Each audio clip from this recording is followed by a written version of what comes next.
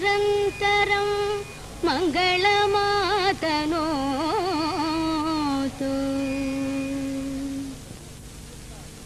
అమ్మా. ప్రకాష్, వచ్చావా నాయన? ఈవేళ శనివారం కాలేజీకి సెలవు కదా? అవునమ్మా. మరి ఎక్కడికి వెళ్ళావు నాయన? స్వామికి వెళ్ళామమ్మా. ఇదిగోనమ్మా.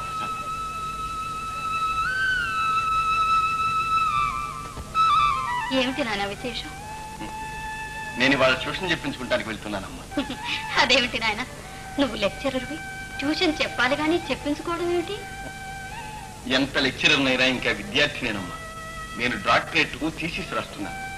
సీనియర్ ప్రొఫెసర్ ఒక ఆయన సాయం చేస్తానన్నారు. శనాదివారాలు ఇంటికి రమ్మన్నారు. ఇప్పుడు గనక మీ నాన్నగారే ఇక్కడ ఉంటే ఎవరి దగ్గరికి వెళ్లాల్సిన అవసరం ఉండేది కాదు. ఆయన మహాపండితులు. అమ్మా, ఆయన ప్రసక్తి నా వద్ద తేవద్దని ఎన్నిసార్లు చెప్పాను.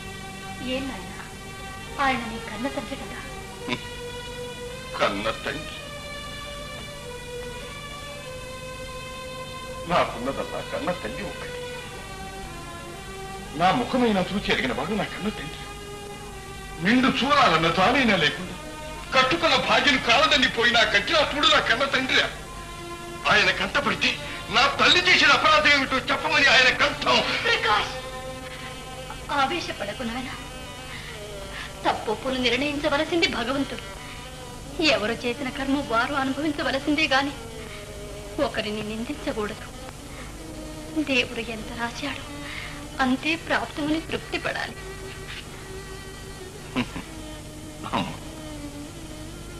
నువ్వు హిందూ స్త్రీ, క్షమా సహనం నీకు సాధ్యం కావచ్చు.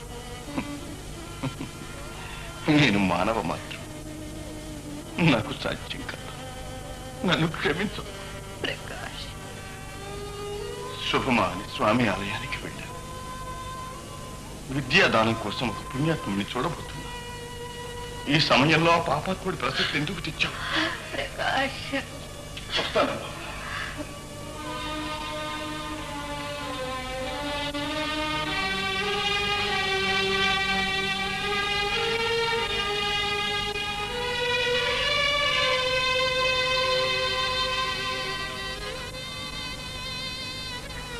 వాడి సంగతి తెలుసు కూడా ఎందుకే తండ్రి విషయం వాడితో వాదిస్తావు? తండ్రి మీద ద్వేషం వాడి మనసులోంచి తొలగించాలని నా తాపత్రయం. దేవుడు దయతలచి ఏ నాటికైనా తండ్రి కొడుకులు ఎదుటపడితే ఏమవుతుందో